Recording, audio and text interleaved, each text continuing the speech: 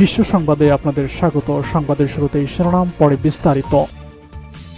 Iran যুক্তরাষ্ট্র উত্তেজনা, জানিয়ে দেব হাতে থাকা সর্বশেষ আপডেট সংবাদ। প্রথমেই শিরোনাম, ইরানের সামরিক কনভয়ে বিস্ফোরণ। ইরান যুক্তরাষ্ট্র উত্তেজনার মধ্যেই পারমাণবিক যুদ্ধ শুরু।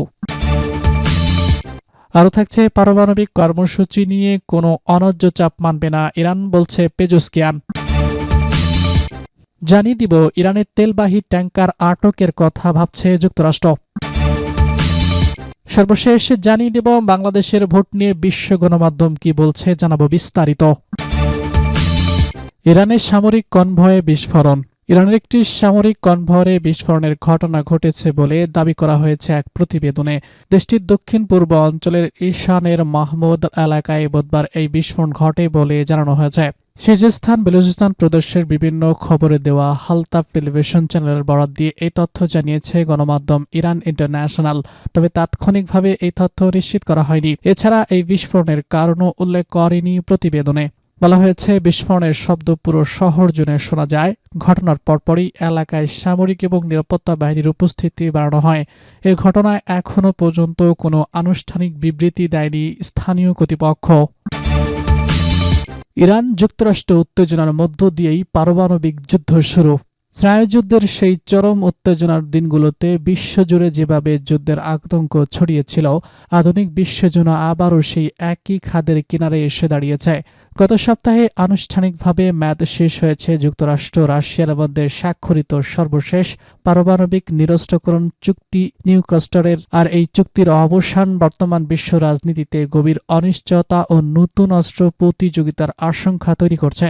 2010 সালে স্বাক্ষরিত সেই ঐতিহাসিক চুক্তির মূল লক্ষ্য ছিল দুই পরাশক্তির মোতায়েন করা পারমাণবিক ওয়ারহেডের সঙ্গে 1500টির মধ্যে সীমাবদ্ধ রাখা। 2021 সালে জো বাইডেন প্রশাসন বিশেষ বিবেচনায় এর মেয়াদ 5 বছর বৃদ্ধি করলেও বর্তমানে আন্তর্জাতিক রাজনীতিক মেরুকরণ এবং আইনি জটিলতার কারণে নতুন কোনো চুক্তিতে পৌঁছানো সম্ভব হয়নি। বিশ্লেষকদের মতে, বর্তমানে যুক্তরাষ্ট্র এবং রাশিয়ার হাতে বিশ্বের মোট পারমাণবিক অস্ত্রের প্রায় 90% মজুদ রয়েছে। দীর্ঘ সময় ধরে এই বিশাল অস্ত্রভান্ডার বিভিন্ন চুক্তির মাধ্যমে নিরস্ত্রিত থাকলেও এখন কোনো কার্যকর চুক্তি না থাকায় দেশ দুটি তাদের ইচ্ছামতো পারমাণবিক শক্তি বৃদ্ধির পথ খুঁজে পেয়েছে। বিশেষ করে সাবেক মার্কিন প্রেসিডেন্ট ডোনাল্ড ট্রাম্পের বর্তমান অবস্থা এবং রাশিয়া নতুন করে আলোচনায় অনাগ্রহ পরিস্থিতিকে আরও জটিল করে তুলেছে। মস্কো আনুষ্ঠানিকভাবে চুক্তির সীমাবদ্ধতা মেনে চলার প্রস্তাব দিলেও ওয়াশিংটন তা নাকচ করে দিয়েছে। যুক্তরাষ্ট্রের পক্ষ থেকে বারবার বলা হচ্ছে, কেবল রাশিয়ার সঙ্গে চুক্তি করলেই হবে না, বরং উদীয়মান শক্তি হিসেবে চীনকেও এই পরমাণু নিরস্ত্রীকরণ কাঠামোর আওতায় আনতে হবে। চীনের পারমাণবিক সক্ষমতা বর্তমান সময়ে যুক্তরাষ্ট্রের জন্য বড় মাথা ব্যথার কারণ হয়ে দাঁড়িয়েছে। গোয়েন্দা প্রতিবেদন এবং প্রতিরক্ষা বিশ্লেষকদের ধারণা, 2035 সালের মধ্যে বেইজিংয়ের হাতে অন্তত 1500টি পারমাণবিক ওয়ারহেড থাকতে পারে। ওয়াশিংটন মনে করছে, কেবল রাশিয়ার হাতে অস্ত্র সীমিত করার চুক্তি করলে তারা চীনের তুলনায় পিছিয়ে পড়বে। অন্যদিকে চীন নিজেদের একটি বড় বৈশ্বিক শক্তি হিসেবে প্রতিষ্ঠিত করতে চায় এবং তারা এই মুহূর্তে কোনো নিয়ন্ত্রণ চুক্তিতে অংশ নিতে নারাজ। এই পরিস্থিতিতে রাশিয়াও বেইজিংয়ের পক্ষ নিয়ে দাবি করছে, যদি আলোচনায় বহুপাক্ষিক করতে হয় তবে ন্যাটোর সদস্য হিসেবে ফ্রান্স এবং যুক্তরাজ্যের পারমাণবিক অস্ত্রভান্ডারকেও হিসাবের মধ্যে আনতে হবে। ফ্রান্স এবং ব্রিটেন অবশ্য নিজেদের পরমাণু কর্মসূচি কোনো চুক্তির অধীনে আনতে সরাসরি অস্বীকৃতি জানিয়েছে। কৌশলগত পারমাণবিক অস্ত্রের পাশাপাশি এখন আলোচনার কেন্দ্রবিন্দুতে চলে এসেছে যুদ্ধক্ষেত্র ব্যবহারযোগ্য ছোট আকারের পারমাণবিক অস্ত্র। রাশিয়ার পক্ষ থেকে বেলারুশে এই ধরনের অস্ত্র মোতায়েন ইউরোপীয় নিরাপত্তা পরিস্থিতিকে ভয়াবহ ঝুঁকির মধ্যে ঠেলে দিয়েছে। বিশ্লেষকরা সতর্ক করছেন, বড় ধরনের যুদ্ধের বদলে এখন ছোট এবং বিদ্বেষী অস্ত্রগুলোর ব্যবহারের সম্ভাবনা বেড়েছে। অন্যদিকে পারমাণবিক অস্ত্রভান্ডার আধুনিকায়ন এবং রক্ষণাবেক্ষণ অত্যন্ত ব্যয়বহুল হওয়ার মতো ও ওয়াশিংটন উভয় ক্ষেত্রে অর্থনৈতিক চাপে রয়েছে। রাশিয়ার জন্য পারমাণবিক শক্তি এখন বিশ্বমঞ্চে তাদের বড় শক্তি হিসেবে টিকে থাকার একমাত্র প্রধান মাধ্যম। বর্তমান এই অচল অবস্থার ফলে ইউরোপের দেশগুলো চরম নিরাপত্তাহীনতায় ভুগছে। বিশেষ করে ট্রাম্প প্রশাসনের নতুন জাতীয় নিরাপত্তা নীতিতে ইউরোপের প্রতিষ্ঠায় মার্কিন প্রতিশ্রুতি কমে আসার যে ইঙ্গিত পাওয়া যাচ্ছে, তাতে ফ্রান্স এবং যুক্তরাজ্যকে তাদের নিজস্ব পরমাণু সক্ষমতা বৃদ্ধির কথা ভাবতে হচ্ছে। সব মিলিয়ে বিশ্লেষক মহলের ধারণা, যদি পরাশক্তিগুলো শীঘ্রই আলোচনার টেবিলে না ফেরে এবং কেবল নিজেদের শ্রেষ্ঠত্ব প্রমাণের লড়াইয়ে তৃপ্ত থাকে, তবে বিশ্ব অনিয়ন্ত্রিত এবং বিপজ্জনক পারমাণবিক সহযোগিতার যুগে প্রবেশ করবে। পারমাণবিক কর্মসূচি নিয়ে কোনো অন্যায্য চাপ মানবে না ইরান, বলছে পেজোস্কিয়ান। ইরানের ইসলামী বিপ্লবের ৪৭তম বার্ষিকী উপলক্ষে আয়োজিত জনসভায় কঠোর হুঁশিয়ারি উচ্চারণ করেছে দেশটির প্রেসিডেন্ট মাসুদ পেজোস্কিয়ান। রাজধানী তেহরানের আজে স্কোয়ারে সমাবেত জনতার উদ্দেশ্যে দেওয়া ভাষণে তিনি বলেছেন, নিজেদের দেশের পারমাণবিক কর্মসূচি নিয়ে ইরান কোনো ধরনের অতিরিক্ত দাবি বা অন্যায্য চাপের মুখে নতি স্বীকার করবে না।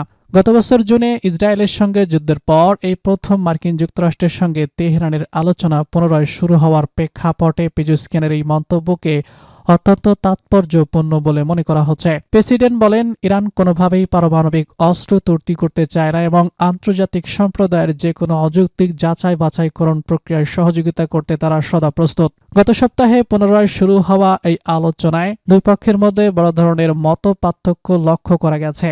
ইরান যেখানে আলোচনাকে শুধুমাত্র তাদের পারমাণবিক কর্মসূচির মধ্যে সীমাবদ্ধতা রাখতে চাইছে, সেখানে ওয়াশিংটনের পক্ষ থেকে ইরানের ব্যালিস্টিক ক্ষেপণাস্ত্র কর্মসূচি এবং আঞ্চলিক সশস্ত্র গোষ্ঠীগুলোর প্রতি তেহরানের সমর্থনের বিষয়টিও আলোচনার টেবিলে আনার দাবি তোলা হয়েছে।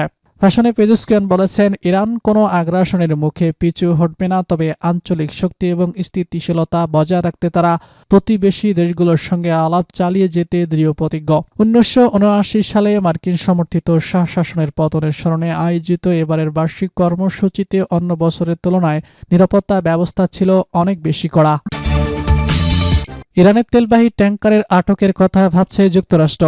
পারমাণবিক আলোচনা নিয়ে পুনরায় আলোচনার মধ্যেই ইরানকে চেপে ধরতে তেলবাহী অতিরিক্ত ট্যাংকার জব্দ করার পরিকল্পনা করছে যুক্তরাষ্ট্র। তবে তেহরানের পাল্টা পদক্ষেপের কারণে বিশ্ববাজারে তেলের বাজারে এর প্রভাব নিয়ে উদ্বিগ্ন হয়ে আপাতত এমন সিদ্ধান্ত থেকে সরে এসেছে ট্রাম্প প্রশাসন। বুধবার মার্কিন কর্মকর্তাদের বরাত দিয়ে দ্য ওয়ার্ল্ড জার্নালের প্রতিবেদনে এসব তথ্য নিশ্চিত করা হয়েছে। কর্মকর্তাদের মতে, অর্থনৈতিকভাবে দুর্বল করতে ইরানের প্রধান আয়ের উৎসের উপর উল্লেখযোগ্য চাপ সৃষ্টি করবে। তবে এমন পদক্ষেপের প্রতিক্রিয়ায় তেহরান মার্কিন মিত্রদের তেলের ট্যাংকার এবং হরমুজ প্রণালী বন্ধ করতে দিতে পারে বলে আশঙ্কা ট্রাম্প প্রশাসনের। প্রতিবেদনে বলা হয়েছে, তেহরানের সঙ্গে পারমাণবিক কর্মসূচি নিয়ে আলোচনা করার সময় হোয়াইট হাউস বিকল্প বেশ কয়েকটি বিষয়ের মধ্যে এটি অন্যতম ছিল। হোয়াইট হাউসের একজন কর্মকর্তা গণমাধ্যমকে প্রতিক্রিয়ায় বলেছেন, মার্কিন গণমাধ্যম ট্রাম্প প্রশাসন কূটনীতিক পছন্দ করেন, তবে চলমান আলোচনা যদি কোনো সমাধানের দিকে না গিয়ে যায়, তবে তার হাতে একাধিক বিকল্প ব্যবস্থা রয়েছে। প্রতিবেদনে আরও বলা হয়েছে, ভেনেজুয়েলায় নিষেধাজ্ঞা আরোপিত ট্যাঙ্কারগুলোর উপর 2 মাস ধরে অবরোধের অংশ হিসাবে ইরানি তেল বহনকারী বেশ কয়েকটি জাহাজ আটক করেছে যুক্তরাষ্ট্র। তথাকথিত তথা নৌবহর তৈরি করা এই ট্যাঙ্কারগুলোর সংখ্যা নিষেধাজ্ঞা প্রাপ্ত দেশ থেকে চীন এবং অন্য ক্রেতাদের কাছে বৈধ তেল পরিবহনে সহায়তা করে। তবে পারমাণবিক কর্মসূচি স্থানান্তরের অতিরিক্ত দাবি আছে কি নথি স্বীকার করছে বলে জানিয়ে আসছে ইরান। এমনকি সম্প্রতি ওমানে অনুষ্ঠিত ওয়াশিংটনের সঙ্গে আলোচনায় পারমাণবিক কর্মসূচি নিয়ে কোনো আলোচনা ছিল কিনা তা দাবি করছেন তেহরান। বাংলাদেশের ভোট নিয়ে বিশ্ব গণমাধ্যম কি বলছে জানাবো বিস্তারিত। আগামী 12 ফেব্রুয়ারি বাংলাদেশে অনুষ্ঠিত হতে যাচ্ছে ইতিহাসের একটি গুরুত্বপূর্ণ নির্বাচন। 2024 সালের ছাত্র নেতৃত্বাধীন আন্দোলনের পর প্রথম জাতীয় ভোট। আন্তর্জাতিক গণমাধ্যমের প্রতিবেদনে এই ভোটকে গণতন্ত্রের পরীক্ষার মুহূর্ত হিসেবে বর্ণনা করা হয়েছে। ব্রিটিশ বার্তা সংস্থা রয়টার্স জানায়, নির্বাচনের সঙ্গে একটি গণভোটও অনুষ্ঠিত হচ্ছে। এই গণভোটে প্রধানমন্ত্রীর মোসাদ সীমা, বিচার বিভাগের স্বাধীনতা এবং কয়েকটি বড় রাজনৈতিক সংস্কারের বিষয় অন্তর্ভুক্ত রয়েছে।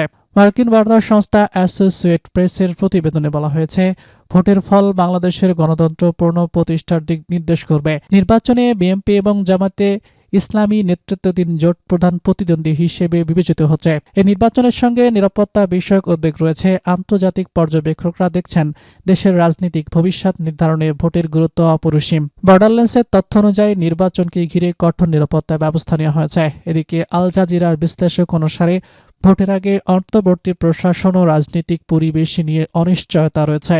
নির্বাচনটি গণতান্ত্রিক পুনর্গঠনের পাশাপাশি নতুন রাজনৈতিক শক্তির আবির্ভাবও প্রতীক। বিশ্ব গণমাধ্যমের প্রতিবেদনগুলো থেকে এটি স্পষ্ট হচ্ছে, বাংলাদেশের এই নির্বাচন দেশের রাজনৈতিক ভবিষ্যৎ ও গণতন্ত্র পূর্ণ প্রতিষ্ঠায় সহায়ক হবে।